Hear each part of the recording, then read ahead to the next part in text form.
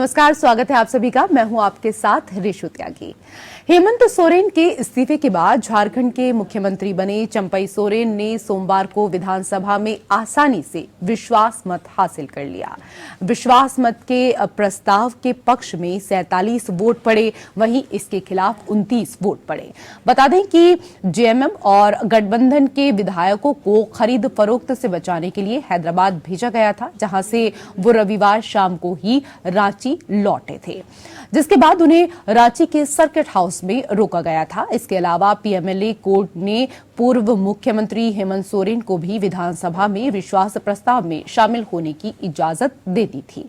चंपई सोरेन ने 2 फरवरी को मुख्यमंत्री पद की शपथ ली थी और बहुमत साबित करने के लिए 5 फरवरी की तारीख तय हुई। उन्होंने आज विश्वास मत पेश किया और इसके बाद इस पर चर्चा शुरू हुई। चर्चा की शुरुआत चंपई सोरेन ने की और बीजेपी पर जमकर निशाना साधा। उन्होंने कहा कि बीजेपी ने सरकार को अस्थिर करने की कोशिश की है, इसमें हमने उन्हें असफल कर दिया है। चंपई सोरेन ने कहा, बीजेपी हेमंत सोरेन को झूठे मामले में फंसाने के लिए केंद्रीय एजेंसियों का इस्तेमाल कर रही है। चंपई सोरेन ने कहा कि हेमंत सोरेन को झूठे केस में फंसाया गया। हम सीएम रहते हुए किए गए उनकी योजनाओं को आगे बढ़ाएंगे। इसके बाद हेमंत सोरेन ने केंद्र सरकार, राज्यपाल और बीजेपी पर तीखा हमला किया। उन्होंने कहा, मैं बीजेपी को मेरे खिलाफ भ्रष्टाचार के आरोप साबित करने की चुनौती देता हूं। अगर आरोप साबित हुए तो राजनीति छोड़ दूंगा। राजनीति से संन्यास ही नहीं, झारखंड को मैं छोड़ दूंगा। उन्होंने कहा कि आंसू नहीं बहाऊंगा, उचित समय आने पर सामंती ताकतों को मुंहतोड़ जवाब देंगे। केंद्र की साजिश रचे जाने के बाद राजभवन में मेरी गिरफ्तारी में अहम भूमिका निभाई।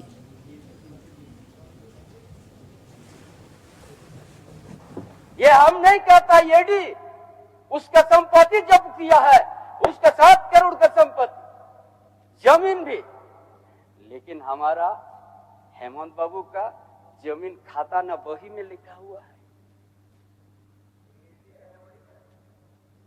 आज ईडी ने उसको आज रिमांड में रखा है।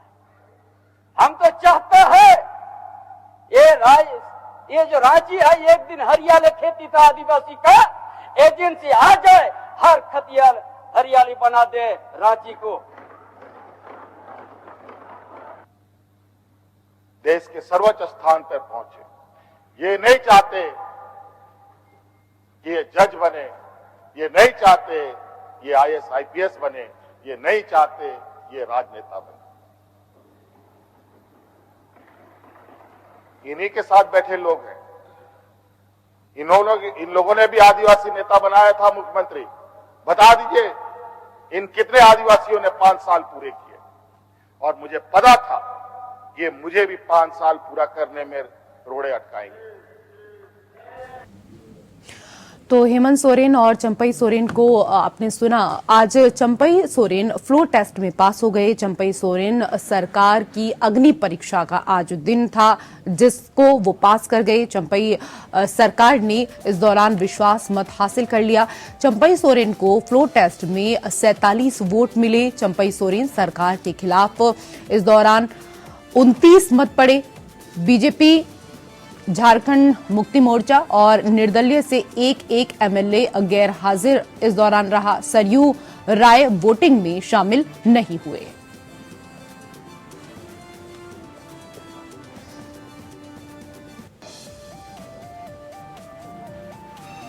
तो चंपई सोरेन आज फ्लोर टेस्ट में इस दौरान पास हो गए और एक परीक्षा भी थी उनकी। इस अग्नि परीक्षा को आज उन्होंने पास कर लिया। विश्वास मत में उनके पक्ष में 47 वोट पड़े। इसके साथ ही 29 वोट खिलाफ पड़े। तो आपको बता दें कि आज झारखंड के नवनियुक्त मुख्यमंत्री की अग्नि परीक्षा थी और ऐसे में ये पहली अग्नि परीक्षा चंपई सोरेन पास कर गए। चंपई सोरेन फ्लोर टेस्ट में पास हुए। चंपई सोरेन ने इस दौरान विश्वास मत हासिल कर लिया। चंपई सोरेन को फ्लोर टेस्ट में 47 वोट मिले। बीजेपी, झारखंड मुक्ति मोर्चा और निर्दलीय से एक एक विधायक इस दौरान गैर हाजिर रहे। सरयू राय वोटिंग में शामिल नहीं हुए।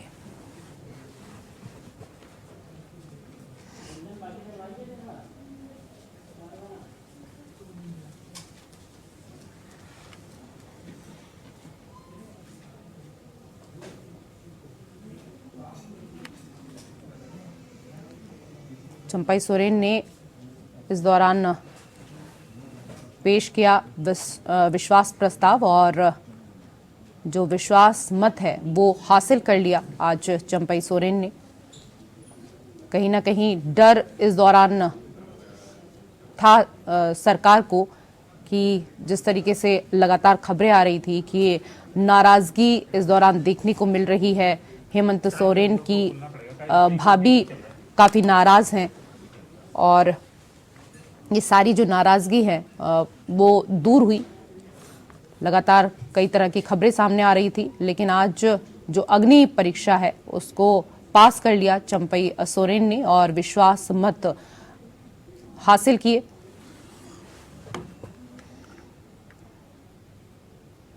उधर भारतीय जनता पार्टी छत्तीसगढ़ की लोकसभा क्लस्टर प्रभारी, सह प्रभारी, लोकसभा चुनाव प्रभारी, लोकसभा विस्तारक चुनाव प्रबंधक कमेटी सह प्रभारी, संयोजक, सह संयोजक एवं जिलाध्यक्ष की लोकसभा चुनाव कार्यशाला बैठक आज बीजेपी प्रदेश कार्यालय कुशाभाऊ ठाकरे परिसर में संपन्न हुई।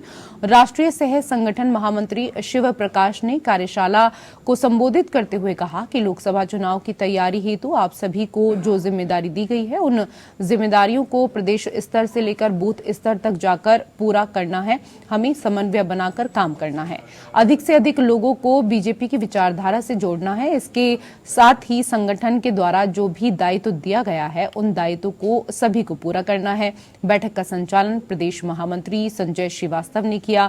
कार्यशाला में प्रमुख रूप से महामंत्री संगठन पवन साय, महामंत्री जगदीश रामू, संभाग प्रभारी, लोकसभा चुनाव प्रभारी, संयोजक, सह संयोजक इस दौरान उपस्थित रहे।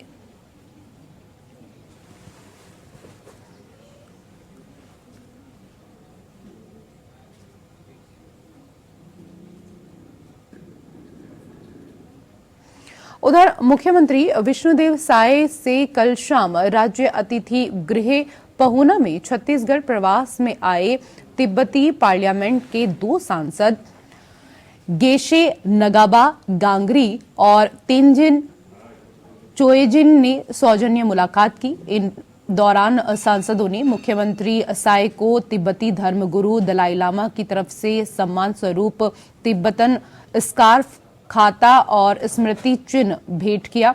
सांसदों ने इस दौरान मुख्यमंत्री को छत्तीसगढ़ में रह रहे तिब्बतियों को सरकार के द्वारा प्रदान किए जा रहे सहयोग की सराहना की। इस दौरान छत्तीसगढ़ सरकार के पूर्व मंत्री चंद्रशेखर साहू भी मौजूद थे। तिब्बती पार्लियामेंट के 2 सांसद गेशे नगाबा गांगरी और तेंजिन 30 जनवरी से 5 फरवरी तक छत्तीसगढ़ प्रवास पर हैं।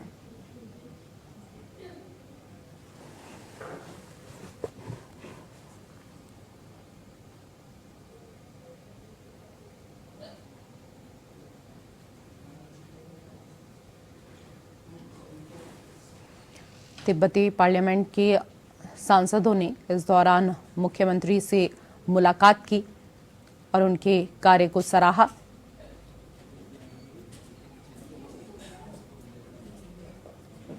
मुख्यमंत्री ने भी दोनों सांसदों का आभार प्रकट किया।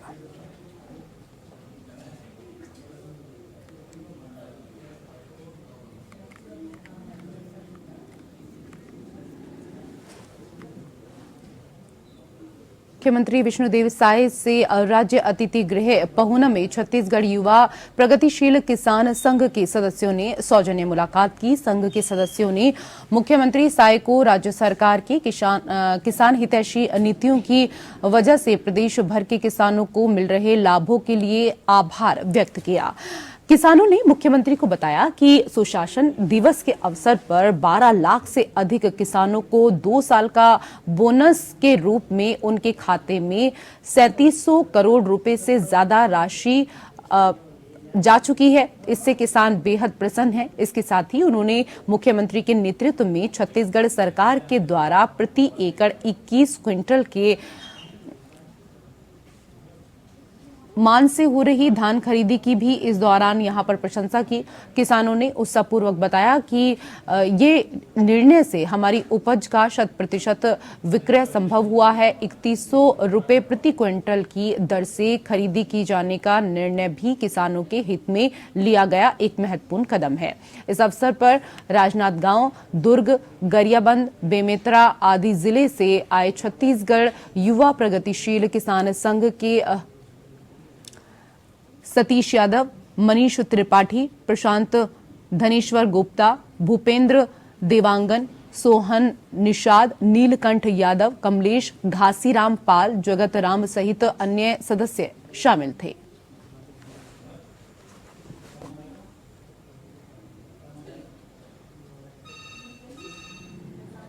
तो धान खरीदी निर्णय को इस दौरान महत्वपूर्ण कदम बताया और किसान संघ के सदस्यों ने इस दौरान मुख्यमंत्री से मुलाकात की, उनका आभार जताया। किसान हितैषी नीतियों के लिए मुख्यमंत्री से मुलाकात करने के लिए पहुंचे हुए थे सभी किसान और इस दौरान उनका आभार जताते हुए किसान नजर आए।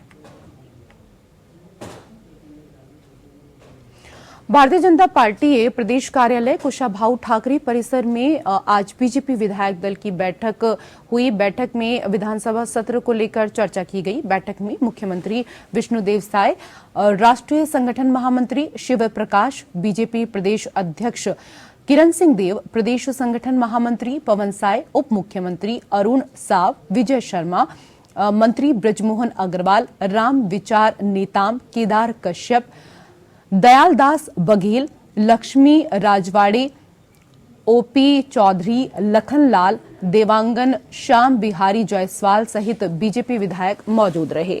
बैठक के बाद मंत्री ब्रजमोहन अग्रवाल ने कहा, मुख्यमंत्री विष्णुदेव साय की अध्यक्षता में विधायक दल की बैठक हुई। उन्होंने बैठक में राष्ट्रीय सह संगठन महामंत्री शिव प्रकाश ने सभी विधायकों को मार्गदर्शन देते हुए बताया, विधायकों का दायित्व क्या है, जनता के साथ कैसे संबंध होने चाहिए, कार्यकर्ताओं के साथ कैसे संबंध होने चाहिए, विधायकों का संगठन के प्रति क्या कुछ दायित्व है और अच्छे विधायक बनने के लिए क्या क्या करना चाहिए, जो पार्टी के विचार परिवार के लोग हैं उनसे हमारे कैसे संबंध होने चाहिए, इस बारे में भी मार्गदर्शन दिया।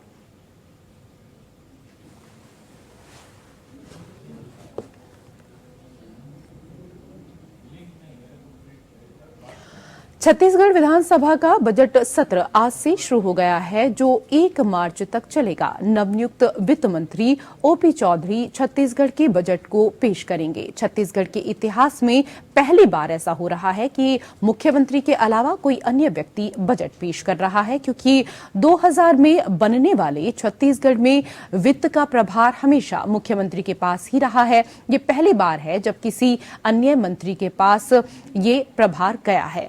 ओपी चौधरी ने पूर्व सरकार के लिए कहा कि छत्तीसगढ़ को आर्थिक दिवालियापन की ओर ले जाने में भूपेश सरकार का बड़ा योगदान रहा है।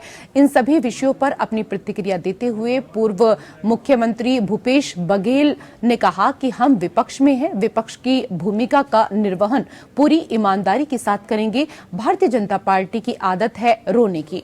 हमने तो आज तक कभी नहीं कहा कि केंद्र सरकार हमारे साथ भेदभाव कर रही है, छत्तीसगढ़ के पैसे को रोक रही है। पहली बार जब बजट पेश करने की बात सामने आ रही है तो वित्त मंत्री अभी से रोना धोना शुरू कर चुके हैं।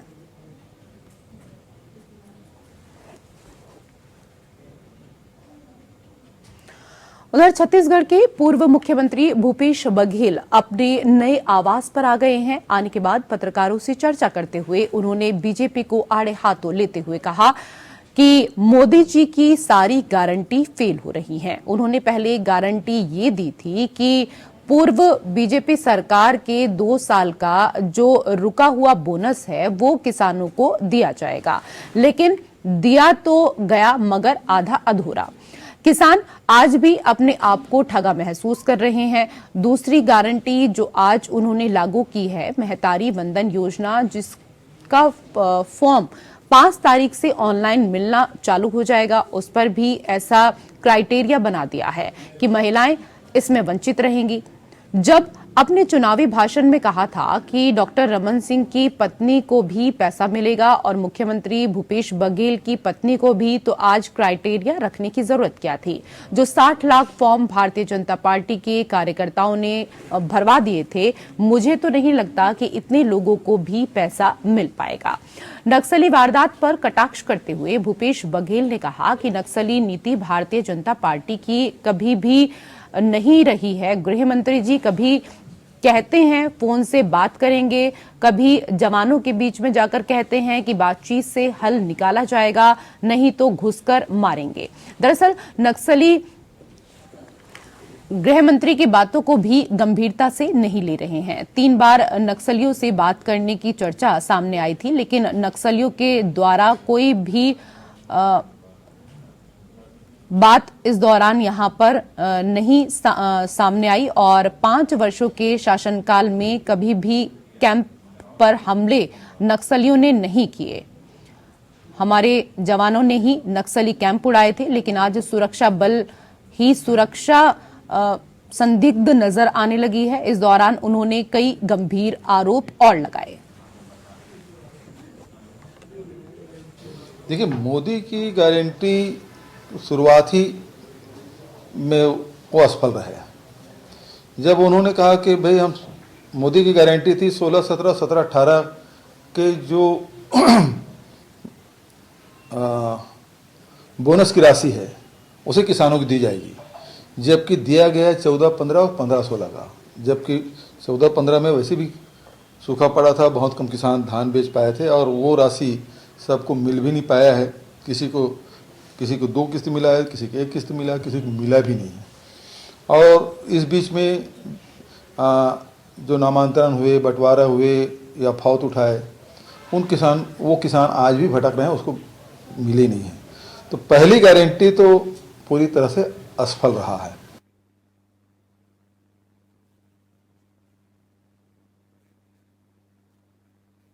कर रही है कोई भी काम, इस दौरान गंभीर आरोप लगाते हुए नजर आए बघेल।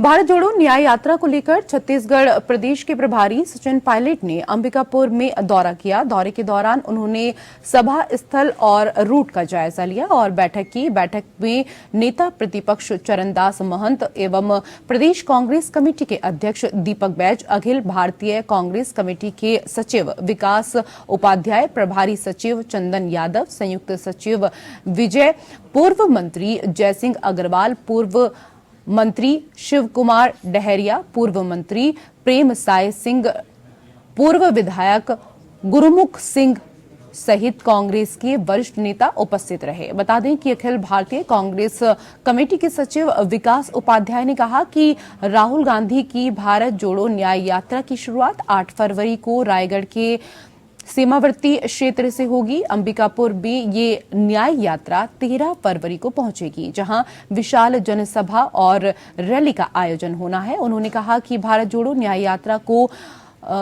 देश में काफी समर्थन मिल रहा है। भारत जोड़ो न्याय यात्रा का उत्साह छत्तीसगढ़ में दिखाई दे रहा है। सचिन पायलट का अलग अलग स्थानों के कांग्रेस जनों ने इस दौरान भव्य स्वागत किया।